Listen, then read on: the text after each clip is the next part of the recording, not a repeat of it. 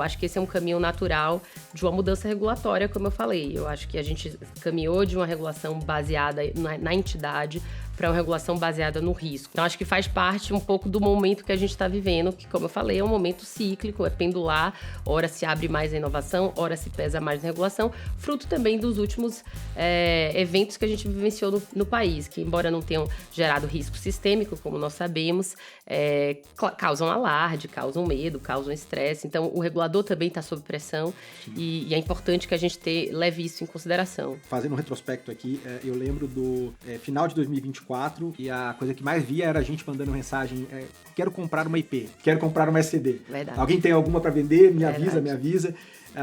E 2025 talvez já deu por toda o Brasil, assim, a gente sabe que tem esse dinamismo. Quero vender. Eu quero vender. Quero vender. E aí, assim, quero passar minha licença. Então eu entendo que se a gente tinha mais demanda do que oferta no final de 24, final de 25 já virou o contrário, tem mais oferta do que demanda. Vamos ver como é que essa equação acaba acontecendo, mas é obviamente um efeito colateral dessa movimentação toda.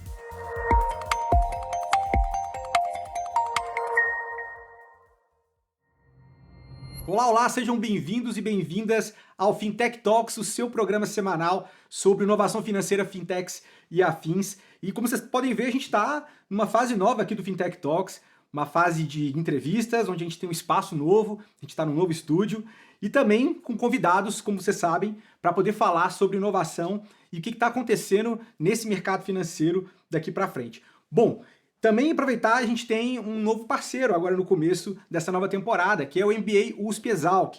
Eu tenho o prazer e a satisfação aqui de ser embaixador do MBA USP-Exalc, sou professor lá desde 2019, e faço parte, componho ali o corpo de professores nos cursos como Economia, Investimentos e Banking, Finanças e Controladoria. Então, tem algum curso lá certamente que vai fazer sentido para você. E a gente tem uma promoção especial, caso você venha a aderir, a se tornar aluno no MBA USP-Exalc. Você vai ganhar o segundo mês grátis se você se inscrever no link que vai estar aqui no QR Code, você vai ver aqui em algum lugar na tela, ou aqui no link da descrição desse episódio. Bom, o episódio de hoje a gente vai falar sobre perspectivas, aproveitando que a gente está no começo do ano, no começo de 2026, falar sobre perspectivas e desafios para as fintechs esse ano. Muita coisa aconteceu no segundo semestre de 2025, muitos movimentos, sobretudo do ponto de vista regulatório, e que vai impactar e mexer com a dinâmica do que a gente vai ver no mercado para esse ano. Para isso, eu estou aqui com uma convidada amiga minha, que é a Fernanda Garibaldi, advogada, mestre e doutora em Direito pela USP, foi pesquisadora visitante da Columbia Law School e professora convidada de pós-graduação da Faculdade Presbiteriana Mackenzie e do IBMEC. Ela é atualmente diretora executiva da Zeta, uma associação de fintechs e empresas de tecnologia fundada pelo Nubank e pelo Mercado Livre. Fernanda, muito obrigado pela participação aqui, abrindo o Fintech Talks em 2026, essa nova fase nossa. Obrigada a você pelo convite, honra abrir o episódio de estreia. Então, obrigada pelo convite. Maravilha. Fê, queria, aproveitando já o gancho, você contasse um pouquinho mais o que é a Zeta, o que ela se propõe, e daqui a pouco a gente já entra um pouco nesses desafios, esse ambiente regulatório com bastante novidade, e como vocês da Zeta estão pensando em navegar e orientar aí os associados de vocês para esse novo ano que a gente está vendo. Boa. Bom, a Zeta, Bruno, como você sabe, é uma entidade de classe, é uma associação jurídica, né? Uma associação civil sem fins lucrativos, mas é um think tank. Eu brinco que é uma startup de public policy, é uma entidade que nasceu com o propósito de fomentar o debate sobre competição no mercado financeiro, sobre inclusão, sobre tecnologia. Hoje a gente tem 33 associados conosco, algumas das maiores empresas, aí, das mais inovadoras empresas de tecnologia que atuam no setor financeiro na América Latina. Tem, enfim, uma gama de assuntos que passam pela Zeta e, enfim, uma colaboração conjunta ali, uma entidade que coletivamente constrói debates regulatórios e colabora para o tema junto ao regulador e junto a entidades do poder público. E são muitos estudos legais que vocês publicam, né? Inclusive eu tenho um outro canal onde eu falo sobre inovação financeira sem formato entrevista aqui, onde várias bases de alguns temas que eu puxei, seja sobre o estudo de PIX que vocês fizeram, que foi muito bem detalhado, recomendo aqui a audiência poder entender e ver um pouco mais sobre esses estudos. E recentemente também, em dezembro do ano passado, vocês fizeram também uma apresentação ali no Pinheiro Neto, onde tiveram uma discussão a respeito desses movimentos regulatórios recentes, né? E o interessante, quando a gente, tomando parte do que vocês falaram lá nessa conversa, que o Brasil, a gente sabe que ele é um caso muito global aí de inclusão financeira de tudo que foi feito nos últimos anos, e as fintechs eles tiveram também um papel muito importante sendo destravado ao longo aí, se a gente puxa desde 2011, 2013, toda uma movimentação regulatória que ajudou muito a gente ter esse desenvolvimento, fora o desenvolvimento das próprias infraestruturas, como é o caso do Pix Open Finance, que a gente vai falar ainda hoje aqui no episódio. E eu queria que você me dissesse um pouco o que é a análise que você faz desse crescimento até agora, né, ao longo dos anos que o Brasil criou condições habilitantes para a gente ter um mercado tão avançado, desenvolvido nessa temática por aqui, em termos de inovação financeira. E olhando para o futuro, se você vê algum risco de desaceleração em função dos movimentos regulatórios e tributários que a gente está vendo agora. Bom, eu acho que a gente acompanhou, nós dois particularmente, acompanhamos muito os últimos 10 anos, todo esse movimento de inovação financeira crescente no Brasil. Nós brincávamos que há 6 anos atrás a gente estava fazendo um webinar sobre isso, há 10 mesmo? anos ninguém sabia o que era fintech, e de fato as coisas mudaram muito. Eu acho que, olhando ali pro que os historiadores falam, o progresso nunca é linear, né, Sim, Bruno? sim. Então, assim, existem movimentos que são cíclicos, a história se repete, há momentos de mais, enfim, mais frouxidão regulatória ou mais abertura regulatória, há momentos de mais restrição. Então, eu acho que faz parte um pouco do amadurecimento de cada mercado, seja no mercado financeiro, mas em outros, esse movimento pendular entre abertura para competição e regulação. O que eu vejo nos últimos 10 anos no Brasil é um amadurecimento desse debate. Sem dúvida, o mercado de pagamentos é o grande símbolo, mas Sim. ele é um nicho do mercado financeiro. Existem outros tantos que precisam também ser olhados e serem tratados com a mesma importância que a gente viu acontecer com o mercado de pagamentos nos últimos 10 anos. Crédito, enfim, seguros, investimentos. Então, eu acho que esse é um movimento de amadurecimento que a gente viu ao longo dos 2013 para cá, da lei de meio de pagamento para cá. Então, esse ciclo, né, de amadurecimento regulatório, ele sempre envolve esse movimento pendular, né? A hora se abre um pouco mais, hora se aperta um pouco mais. Me parece que a gente continua no movimento atento aos ganhos de inclusão e inovação no setor financeiro brasileiro, mas, claro, modulando um pouco essa abordagem. Então, continua sendo uma abordagem regulatória baseada em risco. Lá atrás, uma abordagem mais entity-based regulation, digamos Uhum. assim, né? Sim. Baseado na entidade, baseado no CNPJ. Então, tinha uma diferença. Ali é uma instituição financeira, ali é uma instituição de pagamento. Existem, a gente sabe bem, as diferenças regulatórias no modelo de cada um, no modelo de negócio, mas também nas atribuições ali que a regulamentação infralegal traz. Sim. Mas a verdade é que muitas instituições de pagamento cresceram, passaram a liderar conglomerados financeiros grandes, e foi natural que a gente tenha visto esse amadurecimento do debate até aqui. Em 2022, se você sabe bem, a gente viu a harmonização prudencial em relação a esses conglomerados. Agora a gente está vendo uma outra abordagem de capital regulatório, de apuração de capital regulatório. Então, de fato, é todo um crescente modulando os ganhos que a gente teve até aqui. Muita gente cresceu, outras ficaram menores. É sempre importante estar atento para sopesar muito bem esses incentivos regulatórios, para a gente não matar a competição nascente e os menores, mas me parece que é um outro momento, dado essa consolidação, né, dos principais players, digamos assim. Então, claro, eu acho que é para a gente estar sempre atento. Acho que há sim riscos, mas a gente combinando o jogo e conversando, estando próximo ao regulador, para saber modular e construir bem a regulação conjuntamente, acho que a gente consegue afastar esses riscos.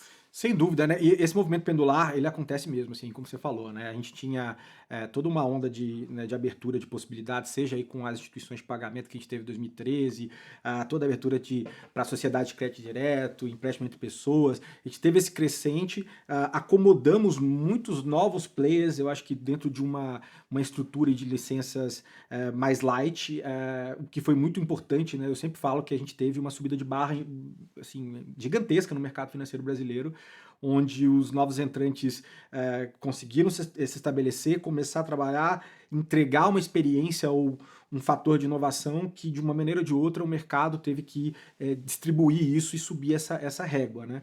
Então, agora, obviamente, uma vez que você vê isso acontecer, diante de outros movimentos que a gente acabou vendo ao longo de 2025, é esperado que a gente tenha contrações. A gente viu com a questão de Banking as a Service, a gente também está vendo aí outros segmentos que estão tendo um arroxo maior. E a preocupação minha é justamente essa. Assim, o que eu tenho falado, e foi falado até pelo Bruno Baldutini na conversa que teve no evento no ano passado, lá de vocês, sobre ele tá vendo até um cenário onde algumas fintechs eventualmente vão entregar a licença, porque nesse modelo, do ponto de vista de custo, para ela não vai fazer sentido mais, e alguns desses players talvez mudando para uma estrutura de ter um parceiro para bancarização, Banking as a Service, alguma coisa desse jeito.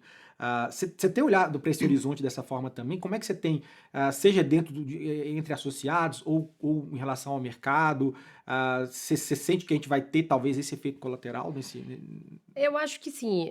Olhando para os associados especificamente da Zeta, não, porque a maior parte dos associados ali já são entidades reguladas, já se provaram muito bem. Então, Uhum. são ali as fintechs mais robustas do país, da América Latina, Sim. construíram processos muito bem, governança muito bem. Então, acho que tem muito a ensinar ao mercado. Agora, claro, olhando para o mercado de fintechs no Brasil, de uma maneira geral, sem dúvida eu vejo um caminho de consolidação societária. Então, Sim. muitos vão ser adquiridos, outros vão fazer parcerias, outros vão precisar de uma injeção de capital maior, sem dúvida. E faz parte, né, Bruno? A gente viu todo esse crescimento das fintechs nos últimos anos e não dá realmente para você abrir uma instituição de pagamento, ainda que você não faça intermediação financeira, ainda que você esteja ali num nicho muito específico do mercado financeiro, não dá para você abrir sem você ter ali capital suficiente para isso, né? Então, alguns modelos de negócios que a gente viu até aqui que não conseguiram se sustentar, de fato, vão precisar pivotar ali, como a gente diz no ambiente de startup, seu modelo. Sim. Então, para isso, enfim, a gente vai ver operações societárias, certamente, a gente vai ver injeção de capital, fundos adquirindo. Eu acho que esse é um caminho natural de uma mudança regulatória, como eu falei. Eu acho que a gente caminhou de uma regulação baseada na entidade para uma regulação baseada no risco. Então, é natural que agora as maiores, enfim, tenham requerimentos de capital também ligados às suas atividades e que as menores consigam, para entrar no mercado, também ter que acessar esse tipo de capital, né? Ter que ter esse tipo de investimento. Sim. Então, acho que faz parte um pouco do momento que a gente está vivendo, que, como eu falei, é um momento cíclico, é pendular, ora se abre mais a inovação, ora se pesa mais na regulação, fruto também dos últimos eventos que a gente vivenciou no país, que, embora não tenham gerado risco sistêmico, como nós sabemos, causam alarde, causam medo, causam estresse. Então, o regulador também está sob pressão e é importante que a gente leve isso em consideração. Sim, claro, claro. E é interessante, fazendo um retrospecto aqui, eu lembro do final de 2024, uma das grandes conversas que eu tinha, eu participo de alguns grupos de WhatsApp de fintechs, empreendedores do setor, e a coisa que mais via era a gente mandando mensagem, quero comprar uma IP, quero comprar uma SCD. Verdade. Alguém tem alguma para vender? Me avisa, Verdade. me avisa. E 2025 talvez já deu por toda, e o Brasil, assim, a gente sabe que tem esse dinamismo. Quero vender. Já, eu quero vender. Quero vender. E aí, assim, Quero passar minha licença. Então eu entendo que se a gente tinha mais demanda do que oferta no final de 24, final de 25 já virou o contrário, tem mais oferta do que demanda. Vamos ver como é que essa equação acaba acontecendo, mas obviamente um efeito colateral dessa movimentação toda. Sem dúvida. E olhando para esse contexto regulatório mais rígido, assim, no cenário eventualmente de aumento de custos, porque a gente tem questão de capital e tudo que reverbera a partir daí, né? Você enxerga um ponto, qual o ponto mais sensível que você vê aí dessa equação no ponto de vista de competição, se isso também vai acabar resvalando na área competitiva? Você também que já escreveu muito sobre o tema e tem uma prática muito atuante na área de competição. Você sabe que tem um paper da Universidade de Georgetown que eu gosto muito, que fala The Fintech Trilemma, que é o trilema, né? Nem o dilema do mercado de fintechs, do nosso mercado, que coloca a ideia de que o regulador, para construir uma boa regulação, ou seja, uma regulação que consiga levar em consideração integridade, inovação e estabilidade, competição, né? ele nunca conseguiria lograr êxito ali nos 3 objetivos, né, integridade, estabilidade e inovação, que ele sempre teria que escolher 2 para atingir concomitantemente e um Fica mais ficaria um fragilizado. pouco mais, de fora. Aham. Então veja o trilema que é, de fato, a inovação financeira. Eu acho que sobretudo de 2008 para cá, os reguladores financeiros passaram a olhar com muita desconfiança para a inovação financeira, né, Bruno? Sobretudo no mercado de capitais, para derivativos, para toda a colateralização que a gente viu surgir. Então, de fato, olhou-se com muita, desconfiança, claro, por conta da crise de 2007, 2008. Então a inovação, ela foi chegando, mas ela foi chegando de maneira tímida e ela foi crescendo. Agora tem um outro autor que eu gosto muito, que é o Javier Vives, que fala também que a gente precisa diferenciar a inovação, entre aquelas que são estritamente financeiras, e aí a gente está falando de produtos de investimento, que claro, podem até ampliar o portfólio de investimentos na economia, mas que essas sim ensejariam, na ideia do Javier, mais risco sistêmico do que essas outras inovações que a gente acompanha no nosso mercado, que são mais baseadas em tecnologia da informação e tecnologias digitais. Essas teriam o condão de trazer mais benefício e mais bem-estar social. Então, é preciso diferenciar esses dois tipos de inovação para chegar no tema da competição. E aí, o que é que eu posso te falar? Eu acho que a competição ela não é a panaceia de todos os problemas. Sim. Né? A gente tem várias questões no setor financeiro que precisam ser endereçadas.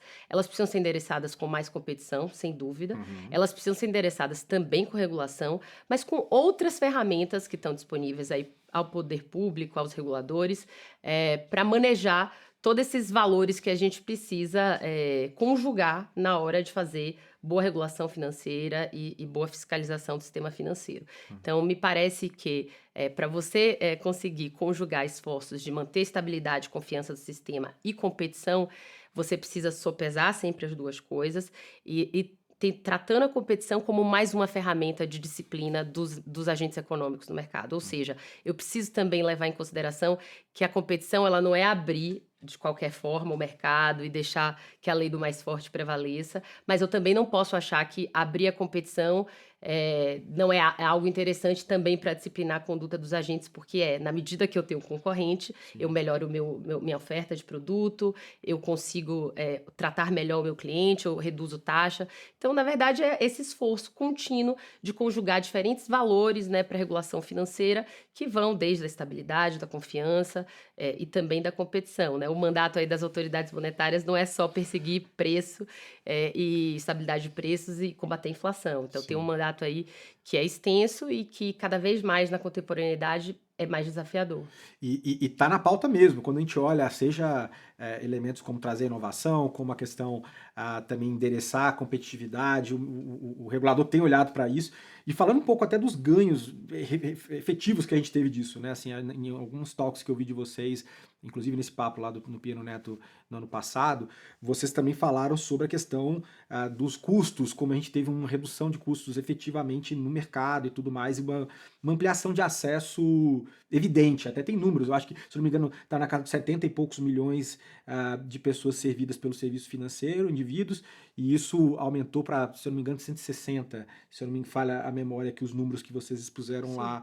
E eu queria ver, assim, com tudo que a gente já teve de ganho efetivo em relação à questão de tarifas mais baixas, uma certa diminuição também do spread bancário. Você ainda acha que ainda há mais espaço para essa competição também, colocar essa mais pressão sobre esses elementos e seguir beneficiando aí o cidadão? Sem dúvida. Eu acho que, como eu te falei, né, conjugar esforços de competição, de abertura à competição, conjugando isso com boa regulação financeira, a gente pode ter vários ganhos aqui. Então, tem espaço bastante. A gente tem diferentes problemas no mercado financeiro que podem ser melhorados com esse esforço conjugado de regulação e competição. Então, em pagamentos, a gente sabe bem o quanto isso evoluiu, mas crédito, a gente tem vários problemas ainda.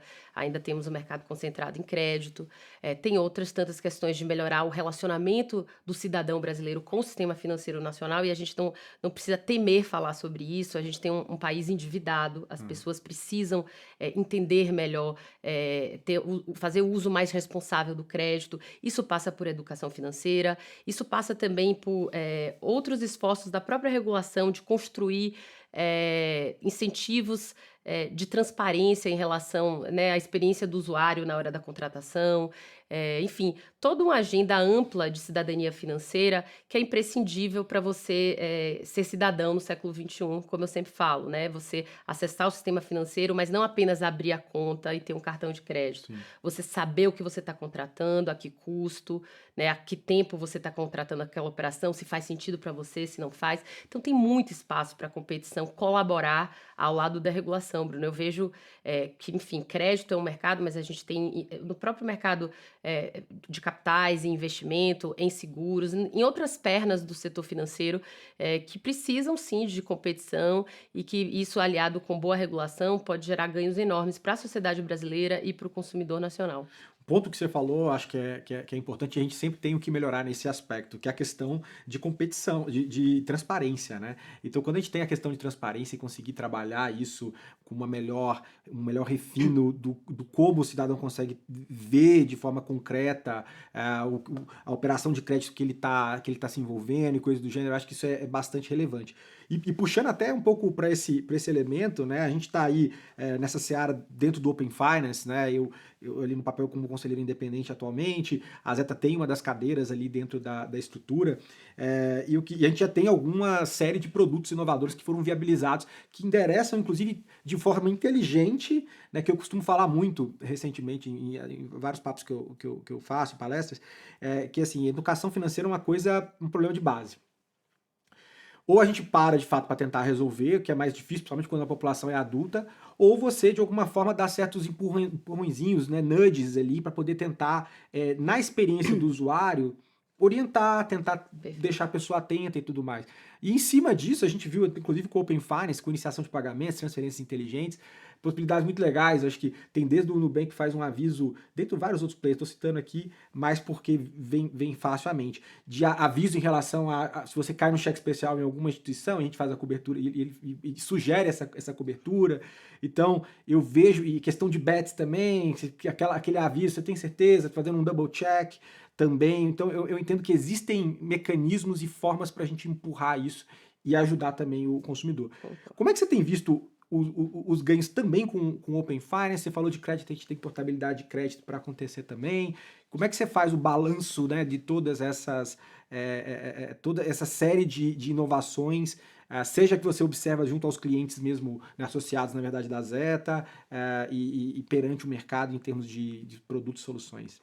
É super interessante você falar isso. Eu recentemente participei de uma banca de qualificação de doutorado que falava de justamente da regulação ali da experiência do usuário.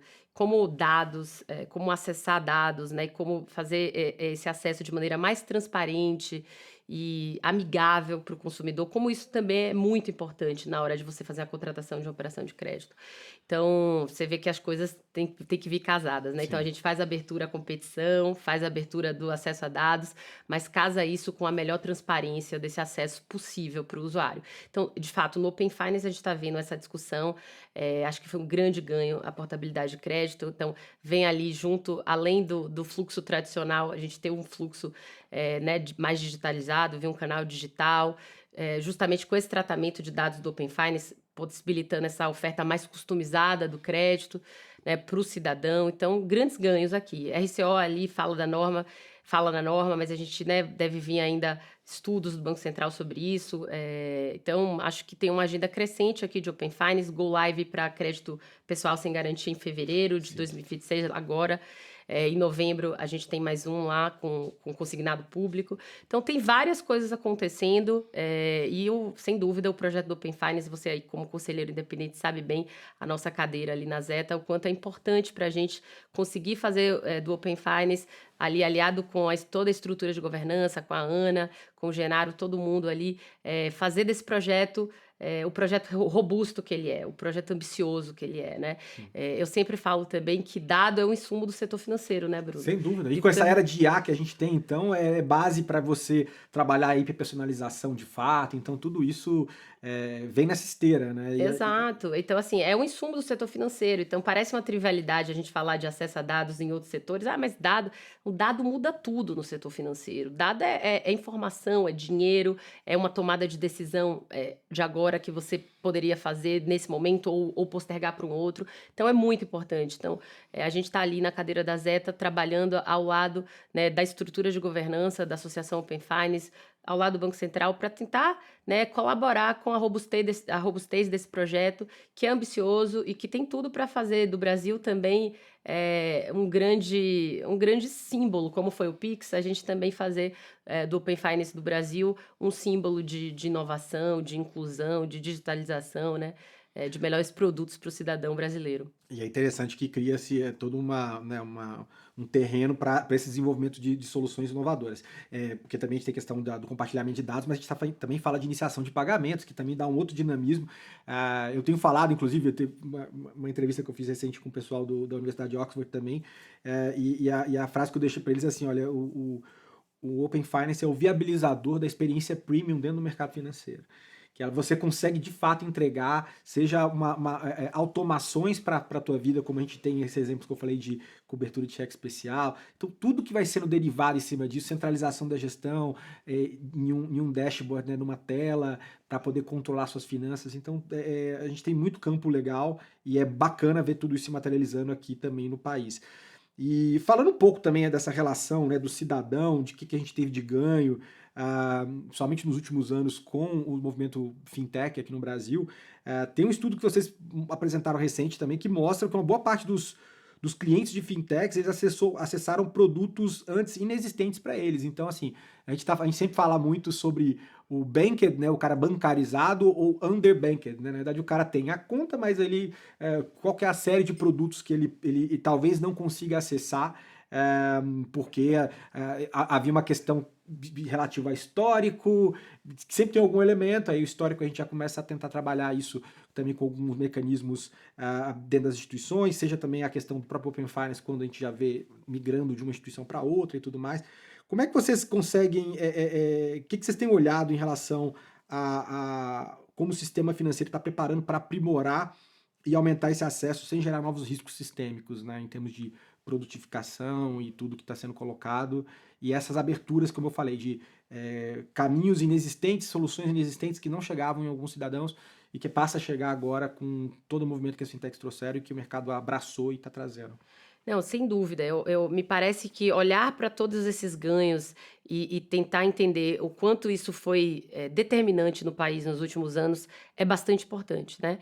Então, como você bem lembrou, esse estudo da Zeta está super interessante, um estudo com com o Instituto Atlas, Ah, sim. né, uma pesquisa está no nosso site, todos os estudos da Zeta estão no nosso site, ali sobre a percepção do brasileiro em relação às fintechs, o que é que isso trouxe de ganho para a vida dos consumidores brasileiros, enfim, a percepção do que é uma fintech. Então, de fato, os serviços que antes estavam indisponíveis para a população e que passaram a estar disponíveis, a serem acessados por meio das fintechs, com a chegada das fintechs, o próprio Pix, a gente bem sabe, se beneficiou dessa capilaridade das fintechs, afinal de contas, ninguém faria uma transação com pagamento instantâneo se não tivesse uma conta digital gratuita, era difícil abrir uma conta corrente, fechar, então, era outro suplício, né, a gente tinha aqui na hora, estagiário, lá, anos atrás, tinha que na hora do almoço pegar uma fila enorme para fechar a conta, passamos por isso. Sim. Então, assim, me parece que a gente deva olhar para tudo isso com o grande valor que isso trouxe. Claro que várias coisas se conjugam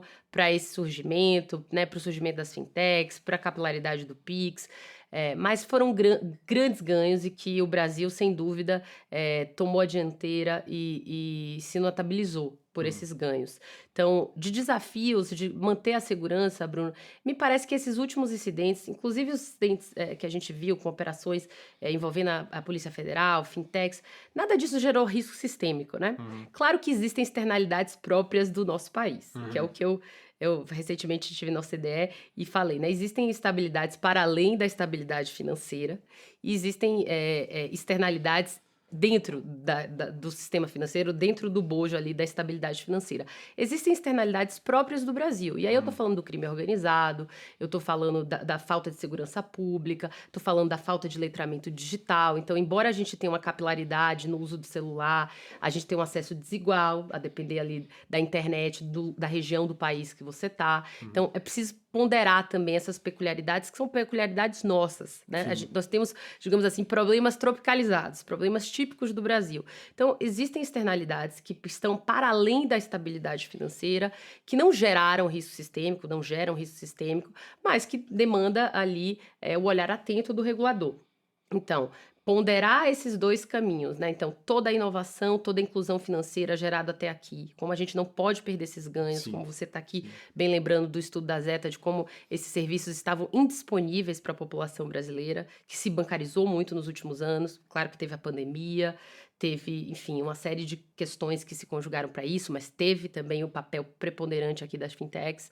Pix, né, como Pix, tudo infraestrutura, né? mais, auxílio emergencial, enfim, Sim, uma sim. série de coisas que colaboraram para essa digitalização, a tempestade perfeita, né, como a gente Exato. gosta de falar. Então, precificar bem isso, valorar bem essa inclusão financeira que nos notabilizou no mundo, Uhum. e ponderar isso, claro, com questões regulatórias de segurança, mas dando o devido peso a elas, porque, como a gente está aqui bem falando, elas não geraram risco sistêmico, são Uhum. questões próprias das externalidades do nosso país. Então, talvez também pensar em atacar esses problemas com outras frentes, e aí Uhum. a gente pode elaborar aqui, mas outras frentes de cooperação junto ao regulador, né, com outros órgãos da administração pública, esforços de fiscalização, talvez sejam mais efetivos do que algum prognóstico que seja mais tão prescritivo, a norma, porque, enfim, a gente é o paraíso, o Brasil é o paraíso das leis, milhares de regras, e muitas delas descumpridas.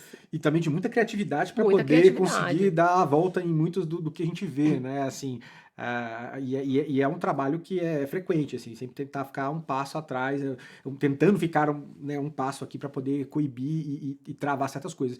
Mas essa questão que essa peculiaridade que você falou aí em relação ao mercado brasileiro, a gente também olha isso no mercado mexicano, né? E o mercado mexicano, por exemplo, com muito mais dificuldade em conseguir implementar certos movimentos de inovação, como a gente conseguiu ver no mercado financeiro brasileiro, né? E eu ouvi uma frase recente de um camarada falando assim também, mas também não subestime o poder de mexicanização do Brasil também. Então, assim, do que a gente tem que trabalhar para a gente também não descambar, e eu acho que o regulador é muito atento nisso, em fazer os contrapesos.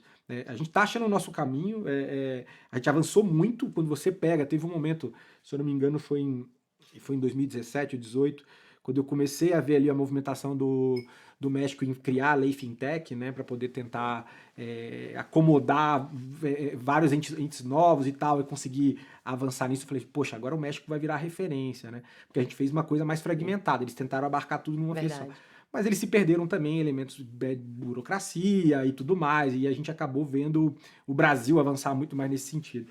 Então a gente tem esses elementos interessantes para a gente colocar, mas é interessante essa fala que você colocou em relação a essas externalidades próprias do nosso ambiente de negócio, que são manejadas e a gente tem aqui nossa forma de atuar também. E aí eu queria também puxar um outro tema, falando em termos de colaboração, de como na sociedade, diferentes setores que compõem o mercado financeiro pode se ajudar. A gente tem um tema também que é muito caro ao setor, que é cibersegurança, né? A gente tem ali enfim, cada vez mais o mercado sofre com isso e muitas vezes o que a gente vê que talvez uma colaboração maior entre os diferentes atores é algo que é bom para todos, mas talvez existam elementos como uma certa desconfiança e tudo mais que impede que a gente tenha uma coalizão nesse sentido, né?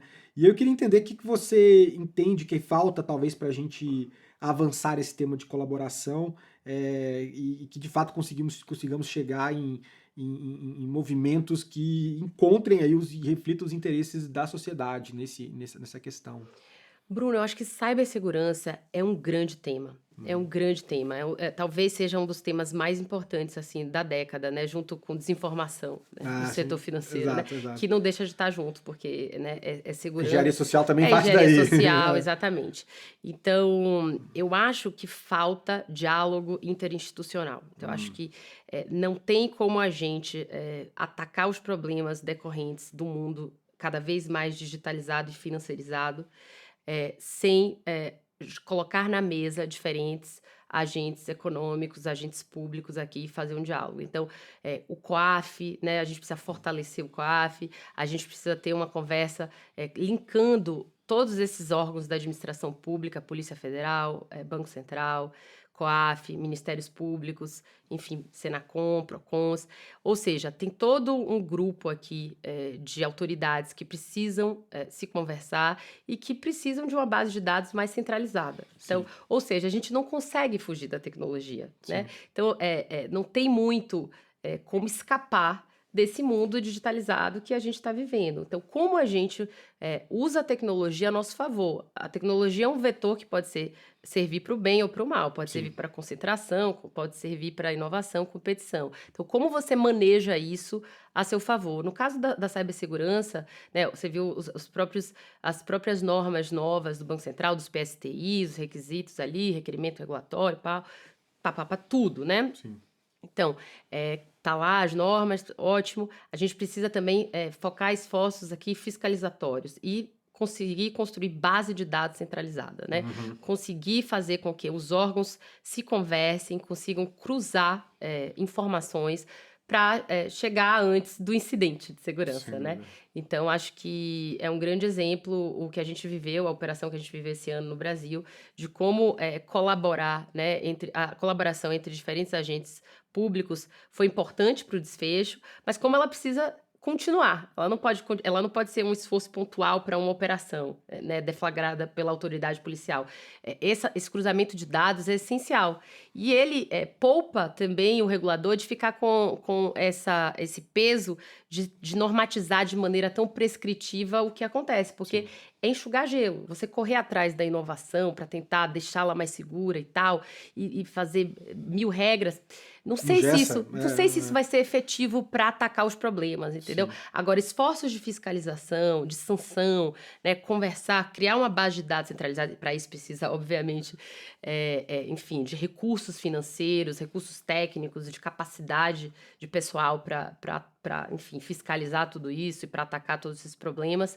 Me parece que centrar esforços aqui, a gente vai ter ganhos mais efetivos aqui do que talvez ficar ali só olhando detalhes da regulação microprudencial e fazendo normas tão prescritivas. Então, acho que, mais uma vez, não é que não seja importante esse lado, mas a gente pode ponderar com esforços ex post, não só ex ante, entendeu? E nesse sentido, você entende que o regulador poderia, então, de certa forma, desenvolver mecanismos e... Porque, assim, a grande dificuldade é entender como a gente pode avançar nessa frente, né? Talvez no ponto de vista de colaboração entre instituições, é mais difícil acontecer. Se vier algum esforço top-down, acho que, se eu não me engano, tem a resolução conjunta número 6, que já versa um pouco sobre essa questão de colaboração das instituições poderem avisar e a gente poder detectar os maus atores rápido dentro do mercado. Mas você vê isso sendo puxado mais pelo regulador do que pelas entidades, assim, pelas instituições. Me parece que isso falando como advogada, as instituições financeiras têm sempre um receio na troca de informação, é natural. Isso por questões competitivas, claro, tem sempre um receio de troca de informação sensível, e é natural e é bom que haja esse receio, né? Mas a gente, como você bem lembrou, tem a resolução conjunta número 6, tem a lei complementar 105 também, que é a lei de sigilo bancário, que tem ali uma previsão para a troca de informações em relação à fraude. Então, há algum nível, digamos assim, de segurança jurídica para essa troca de informações, né? Então, sim, me parece que o regulador pode capitanear esses esforços, até para dar essa segurança jurídica para os agentes econômicos do mercado, para se sentirem mais amparados em termos legais, embora a gente tenha a lei e a resolução, para que esses mecanismos sejam desenvolvidos. Então, mais uma vez, né, trabalhar conjuntamente para que o mercado consiga desenvolver soluções para bloqueio de transações, para, enfim, capturar ali incidentes eventuais de cibersegurança que venham a acontecer, ataques, enfim, todo tipo de fraude, engenharia social, e que o regulador também consiga se antecipar para isso, né? Então, criar esses mecanismos de troca me parece fundamental aqui também. Sem dúvida. Tá aí uma frente que a gente precisa avançar e o que eu espero que a gente avance em 26 de alguma maneira. O próprio Open Finance também pode ajudar nesse sentido. Exato. Então, tudo isso eu acho que é importante mapear, e ainda mais quando a gente consegue ter, no caso do Open Finance, ali um encontro de diferentes entidades dentro do mercado financeiro, pensando, sentando, definindo aspectos importantes sobre uma infraestrutura que está se tornando cada vez mais relevante dentro do mercado financeiro, E essa temática também é algo que a gente acaba falando bastante, discutindo bastante. Mas o que queria, pensando em perspectiva para 26 e tudo mais, com a visão do que a Zeta tem visto e tudo mais, como é que você enxerga a evolução de alguns subsegmentos aí do mercado fintech adiante em 26, né? Assim, você falou algumas coisas em relação a crédito, pagamentos, banking as a service, só talvez um catado aqui para a gente ver como vocês estão olhando e eventualmente se posicionando e vendo caminhos promissores que a gente tem nos próximos meses aí. Me parece que esse ano vai ser um ajuste, um ano de ajustes, eh, na atuação ali das empresas, das fintechs, Bruno. Foram muitas normas em 2025, né, Sim. ali no final do ano. Então a gente teve norma de base, a gente teve toda a regulamentação de criptomoedas, né, assim, de ativos virtuais, né, Uhum. toda a construção da regulamentação infralegal, das consultas públicas que a gente colaborou lá atrás. Enfim, a norma ali também, da alocação de riscos dentro de arranjo de pagamento e tudo mais, que também era bastante aguardada. Ou seja, a gente tiveram mudanças regulatórias substanciais em 2025 que farão com que 2026 seja um ano de ajuste de rota Sim, para as fintechs, para as IPs, notadamente, né. sim. Então, eu vejo, esse ano como um ano de calibrar, um pouco a atuação dos agentes econômicos até aqui. Acho que o próprio BAS foi um exemplo disso. Tinham questões ali que, pra gente enfim, que já observava o mercado, estavam claras, sobretudo para os players mais consolidados em termos de alocação de responsabilidade, mas que não estavam normatizadas, escritas. Agora está claro, né, essa relação da entidade regulada com a entidade não regulada. Uhum. Então, deixam clara essa alocação de responsabilidades. A questão também ali do provimento de liquidez dentro do arranjo de pagamento, né, a norma 522 também, que, enfim, fruto também de outros eventos envolvendo arranjo de pagamento, enfim, problemas com ali de tentar garantir que o usuário final recebedor da transação de pagamento receba efetivamente Uhum. os recursos.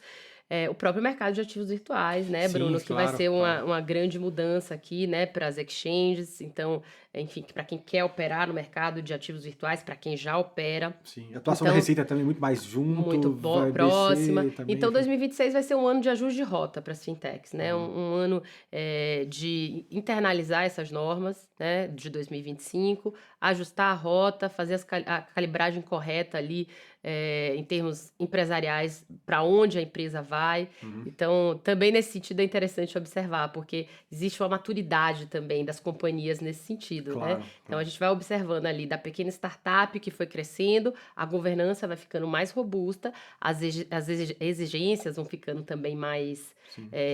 né, mais sólidas ali do que você precisa, em termos de governança corporativa, né, atender, e em termos regulatórios também. Sem dúvida. E é interessante que algumas pautas, elas evoluem não só aqui, mas no mundo inteiro. Assim, toda a parte e a discussão que a gente está ouvindo sobre ativos digitais e tudo mais, acho que no próprios Estados Unidos a gente teve avanço com o Genius Act, e eles também ditam muito do que a gente vê, porque é um mercado muito relevante, muito grande, eles acabam trazendo também, desdobrando isso para o resto do mundo, e talvez a batida do bumbo aí também é dito por algumas outras nações que estão avançando nessa temática, né? E aí a gente sobe a régua e a gente vê de fato um nível de profissionalização maior e também a maneira como isso vai aprofundando no nosso dia a dia e das instituições também. E queria pegar de você também uma visão de pautas, grandes pautas que talvez vocês da Zeta estão olhando para esse ano de 26, né, onde vocês estão colocando mais foco. E, se possível, também se tem algum spoiler de estudo que você pode dar para a gente, que vocês estão elaborando, ou estudo mais recente que vocês tenham disponíveis também talvez para a audiência conferir, que eu sempre recomendo, porque é uma base muito interessante de estudo também. Não, e é um foco importante da nossa atuação, né, É. trazer engajamento sólido ali, né, técnico. Então, para isso a gente contrata os institutos de pesquisa e é um pilar importante para a gente. Não posso te dar spoiler dos próximos estudos, mas posso te falar que vem coisa boa, uma agenda importante aí. Acho que esses temas todos que nós falamos aqui, estão também na agenda, de prioridades da Zeta. Então, Sim. o tema, de prevenção à fraude continua muito importante para a gente, Uhum. sobretudo com todos esses inputs aí da tecnologia, então cibersegurança, todas essas facetas do tema fraude, de uma maneira geral, um tema importante para a gente. Toda a agenda de Open Finance com a cadeira que a gente tem é bastante importante. Os aprimoramentos na agenda do Open Finance bastante importante para a gente. Pix continua sendo sempre importante, sempre importante. É um arranjo de pagamento público que a gente adora. Tem um roadmap bem legal olhando para Que tem frente. novas funcionalidades para serem aprimoradas, para serem incorporadas. Enfim, um case de sucesso e que as fintechs abraçaram e que defendem. Então, Pix, Open Finance, enfim, toda a agenda de prevenção à fraude, super importante para a gente. Toda essa agenda de plataformização do setor financeiro, né, Sim. Bruno? Essa é uma discussão que perpassa o setor financeiro, está em todos os mercados, né? Sim. Próprio associados vocês têm, né? Acho que, se eu não me engano, o próprio Mercado Livre, enfim, o iFood também é associado a vocês, né? O iFood E também. também tem uma atuação cada vez crescente dentro do mercado As varejistas financeiro. também com suas plataformas, né? Magalu Pay, Natura Pay também são associados nossos. Olha. Então tem toda uma discussão importante de plataformização dos serviços, né? E que é uma agenda também que a gente olha com cuidado. Ou seja, não falta tema, né? Sem dúvida. Falta tema. E é bacana poder entender para onde vocês estão jogando esse norte, porque eu entendo que vai ser um ano movimentado, com tudo que a gente falou, do reflexo do que foi colocado, posto ali no segundo semestre de 25, seja aí de mudança das cadeiras, consolidação de alguns segmentos e tudo mais. Então não vão faltar, não vai ser um ano monótono, sem dúvida. Não vai.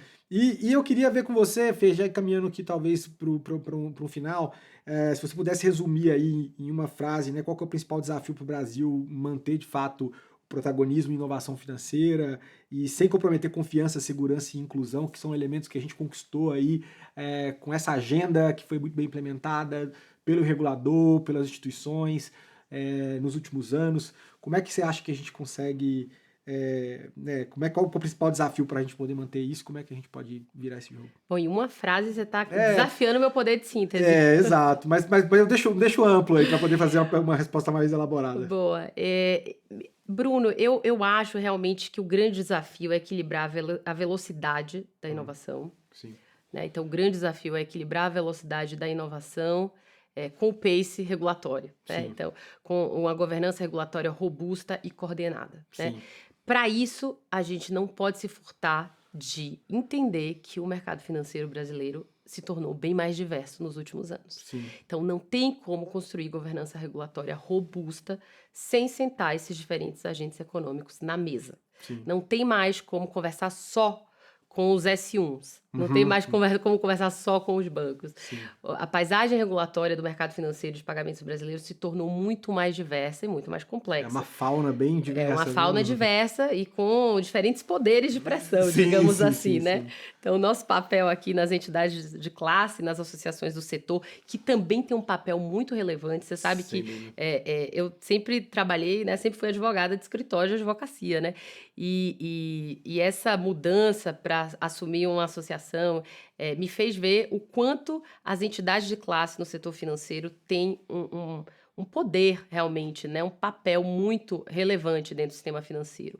Então, me parece que aqui o grande desafio é conjugar a velocidade da inovação com essa governança robusta, regulatória, coordenada, sentando os diferentes agentes econômicos na mesa, né? Vivendo as dores do processo democrático coletivo de construção das normas, porque não adianta também ser só top-down, claro.